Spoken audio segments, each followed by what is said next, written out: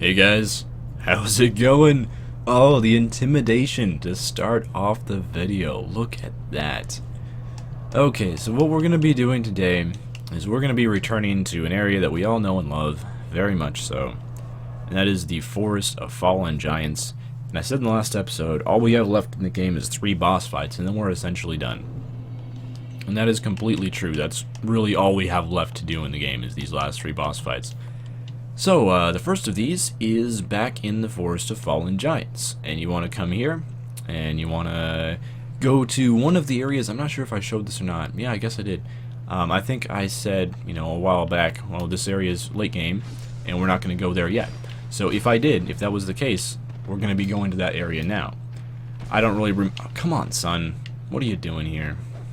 Okay, so these guys are kind of irritating just because it does take like a while to wind up your bow. You saw that 634 damage? That's really, really good if you didn't know for a bow, because bows are, I would say, not that often used in this game just because they don't do a whole lot of damage compared to how much you can do with melee or magic. But if you have 51 dexterity, or just like really high dexterity in this particular bow, it does work. It hits really, really hard. Okay, so there's another one of these king gates here, so you just have to have the king ring equipped, and as long as that is the case, you can go through. What ring do I want to switch to here, though? Probably the ring of steel protection. I don't know about that, actually, but I don't have anything that's necessarily better than the ring of steel protection, so we're going to be sticking with that. So make sure you rest at this bonfire, because there's going to be a boss fight that we're about to attempt, but before we go into that boss fight, you want to come down here, and looky here, there is Twinkling Titanites, and there's 2 of them. So if you want, you can burn bonfire ascetics here, and you can pick up the Twinkling Titanite over and over every single time you burn a bonfire ascetic. And Twinkling is one of the harder types of Titanite to obtain, so that can be really handy. Unfortunately, you do have to kill the boss every single time you burn the bonfire and respawn the Titanite. However, this boss, I think I mentioned in the last episode, there's a boss that if you want to farm souls, this is like your go-to boss. This boss is that boss. He's super easy to kill, and he gives so many souls when you kill him. It is ridiculous. You'll see how many souls we get after we kill this boss, but just a warning, it is a lot. So you get a ton of, experience or whatever you want to use souls on. Just, you want to stand here, and that head will crush the giants that are normally behind you. And then you want to wait for the fire to go, and here we go. The boss that is really, really good for soul farming, and his name is the Giant Lord. So if you're either a ranged or magic character, you want to stand up here, and you can get 2 shots off, and then he will swing his sword at you. It's really, really easy to dodge when you have the timing down, like no problem at all. So just do 2 shots, wait for him to swing his sword, dodge out of the way. As long as you dodge appropriately, you will never ever get hit. And this is why a lot of people farm this boss. Like, you can see how easy this is. It's really close to a bonfire, and you will see like the massive amount of souls that we get as a result of killing this boss. It's ridiculous how many souls you get. You also will do a side swipe. We're gonna take our robe off really quickly, just because if you wear no armor, your stamina does regenerate a little bit faster. So, and we're not getting hit here, so we don't need the armor anyway. I mean, that particular robe doesn't do a whole lot for you defense-wise anyway, so it's not like the most important thing to have. So our archery isn't doing a whole lot of damage here. It's only doing, every single time we shoot twice, it's like 500-ish. So it will take a while to kill this guy. He does have a lot of health, but it is super easy. And again, if you have magic, you can do this exact same thing. You can also kill him with melee. It's just, it is faster than doing this, but you have to watch out for his stomp attacks as well, and it's just more annoying. It's more involved to do that. I prefer shooting him with range because it's like a guaranteed win. Oh, well, just as I say that, that happens. But, it is a guaranteed win, typically using range or magic against this boss, just because as long as you're paying attention, you'll probably never get hit. And, easy stuff. Alright, so how many souls are we going to get? We're at 94,000, and we are going to get 90,000 for killing him. Also, I happen to know if you wear the full Seldora set, which is if you kill the shopkeeper or one of the shopkeepers in Majula, and I'll show him off. Like, we'll actually kill him right now just to get that set, just to show that off, and I might as well wear it. You know, for the final 2 bosses. I don't think I'm going to really need the souls, but just for fun. So usually what I'll do very early on in the game, in fact, you know, the first couple times I played this game, I tried to wear armor and stuff, and I very quickly discovered that, you know, instead of wearing armor, what you can do instead is you can just get high adaptability, and you can just dodge roll attacks from bosses instead of wearing armor. Or also, you know, get higher endurance and wear a 100% block shield as well. And I typically do both of those, but I don't really ever wear armor. So usually what I'll do instead when I play this game is you come to this guy, he's like, hey man, what's up? So he sells you armor, he's generally pretty cool, but what I do is why am I missing attacks? Okay, I kill him, there we go, and what he drops is he'll drop the Seldora set. And I didn't know about this, like, the first couple times I played this game, but when you wear the full Seldora set, you get, I'm not sure how many, it's like 20% or 30% or something like that, but you get a pretty good amount of extra souls whenever you kill something. So this makes leveling up a lot faster, and it's just generally awesome. So that's why I wear the Seldora set now. We're going to pop this giant Lord Soul. And what is this? Guardian Dragon Soul? Yeah, we'll use that as well. I'm not planning on making boss weapons out of any of these, so it's completely fine. And this is probably going to be the last episode here, unless we plan on doing DLC or anything like that. And we'll level up a little bit, just to make the final couple fights of the game that much easier on us. We get up to 30 endurance and 30 adaptability. That does put us at 105 agility. And I believe that'll just... You know, don't quote me on this, but I know for a fact that increasing your agility increases the amount of invincibility frames when you roll, so it's easier to not get hit when you're dodge rolling attacks, and it also increases how quickly you do things like use life gems and drink Estus. It makes that faster. What else it does, I'm not entirely sure. I think it has some other minor miscellaneous purposes as well, and I'm not the right person to ask what those are, but I have found that increasing my adaptability helps a lot. So what I typically do is get up to 20 adaptability as soon as possible, and then like later on in the game I'll usually get up to 30, and it just makes dodging attacks from enemies super easy. Okay, so we're now into the King's Gate in Drunglake Castle, and it is time to fight, you know, 2 of the final bosses of the game. And I'll put on a different ring again, because we're probably not going to need the King's Ring. We might be able to do them both in one go. I'm not sure. I'm going to be using NPC summons for these fights, just because they do help. And I'll see if the NPC summons survive. I might want to like dismiss the NPCs after the first fight and then do the final fight on my own. It is typically easier that way, but we'll see. We'll see what we want to do here. I have struggled with the final boss of the game, which we'll see soon. So hopefully we get it first try. I don't want to like embarrass myself and die. Just as I talk about, you know, getting all this adaptability to dodge roll and stuff, and then, you know, just completely failing at that. It is a possibility, so just keep that in mind. But there's no guarantees here. But for at least the first boss that we're going to fight here, should be no problem. So there are 2 NPCs that you can summon. This head of Vengaro guy, I think he does a decent amount of damage, but he has really low health, so he's not necessarily that great.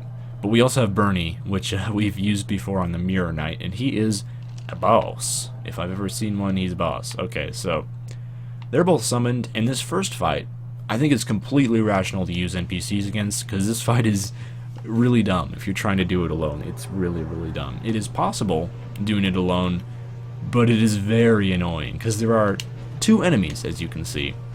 And, well, if you've ever tried to fight 2 enemies by yourself in this game before, you would know it's not very fun. It's actually really irritating to fight 2 at once, because you just kind of get, you know, destroyed. You have to like dodge a ton of attacks, so you don't get very many opportunities to actually swing yourself. So that's why I don't do this fight on my own. I don't want to, you know, go through that hassle. Oh, they're both on me now. Okay, good. So now they constantly switch aggressions, so they'll you know, switch between the NPCs, which one they're fighting. Head of Engirl is actually holding up pretty well. Usually when the enemies start focusing on him, he drops fast, but so far, you know, he's been the man. And also, after we defeat this fight, this is going to be one of the few boss souls in the game that I'm actually not going to pop, and I'll show you guys why. So I guess we will teleport out of this fight after we beat it, just because I do want to show off what you can make with the boss soul of this fight. It's actually pretty cool. Oh, okay. Let's not choke here. Let's not choke. I'm going to S this up. So yeah, this fight it takes a while. With both NPCs summoned, these bosses have a ton of health. So, you know, just keep that in mind. Ah, okay. We're good. We're good. We're good. We're good. S this up. Vengarl is almost dead, which I found is usually the case when fighting these bosses. He usually dies or gets very close to it. So it might not look like I'm doing that much, you know, 180 damage-ish with my attacks, but that's a ton, in fact, with how much defense these bosses have since we have 2 NPCs summoned. Okay, we need to get down the Throne Watcher fast, because if you don't get her down fast, what she'll do is she'll actually respawn her buddy. So you make sure you want to kill her. Okay, so they're both dead. Victory achieved. Good stuff, right? Alright, so we are now just going to be put into the final boss fight of the game, unless I can Aged Feather out. I really want to Aged Feather out, because I want to make this shield. Okay, oh, I can't Aged Feather. Alright, well, fair enough. Looks like we're fighting the final boss of the game now. And she's going to have a ton of health, because I still have 2 NPCs summoned. So she summons these Curse Orbs, which are really annoying to deal with. So essentially what I'm going to have here is I'm going to have the boss with extra health, but I'm not going to have the NPC help. So we're just going to straight up have a boss with extra health now, which is not really plausible. We'll see how it goes, though. I'll attempt it. I can almost guarantee that I will die, but we will certainly attempt it. I mean, I'm doing a lot of damage here. Nice. That is nice. So I'll probably just want to solo this fight, and if I solo it, it will be, like, no problem. I would imagine. I don't want to be too cocky, but that's going to be my guess.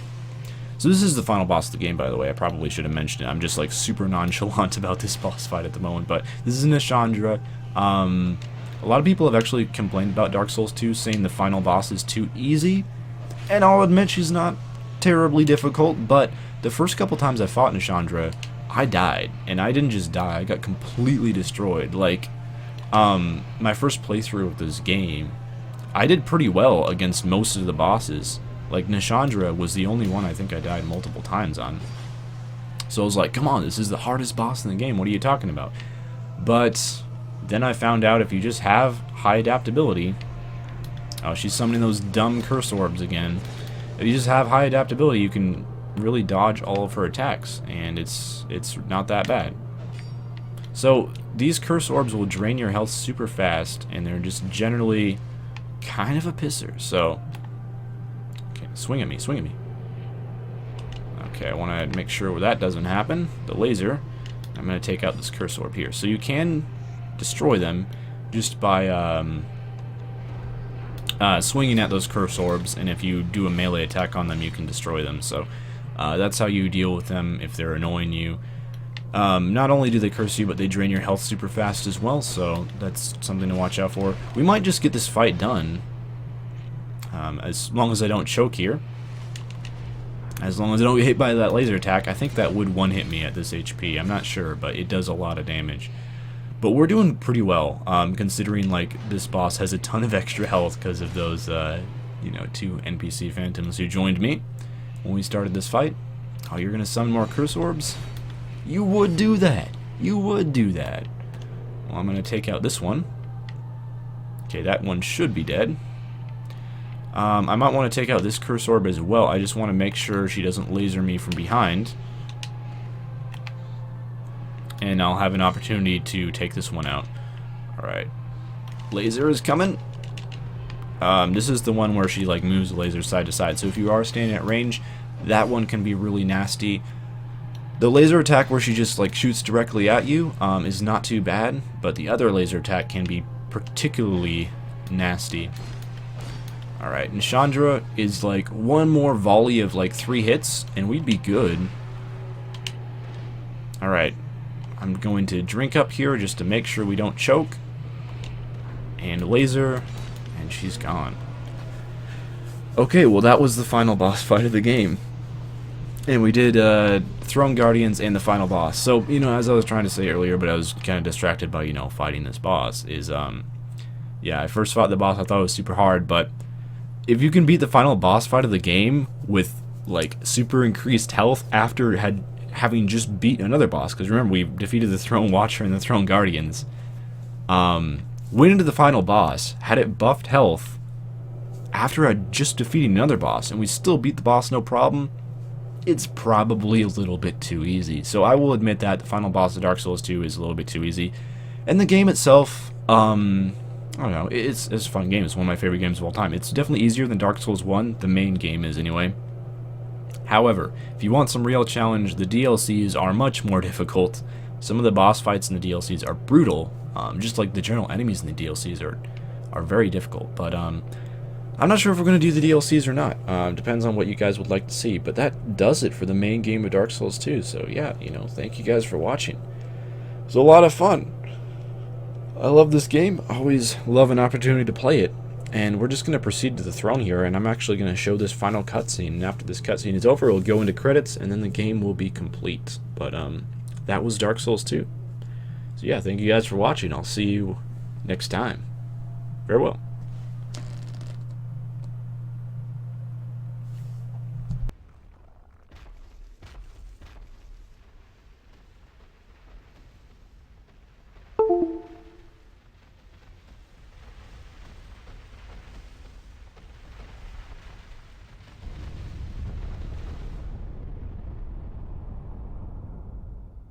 You who link the fire. You who bear the curse. Once the fire is linked, souls will flourish anew, and all of this will play out again. It is your choice to embrace or renounce this.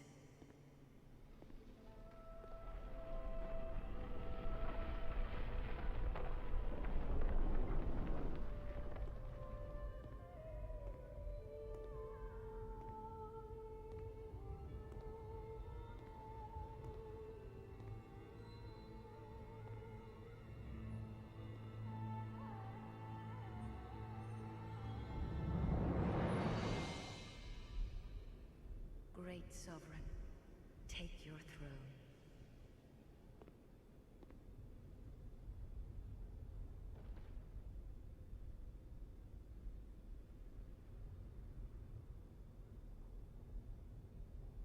What lies ahead, only you can see.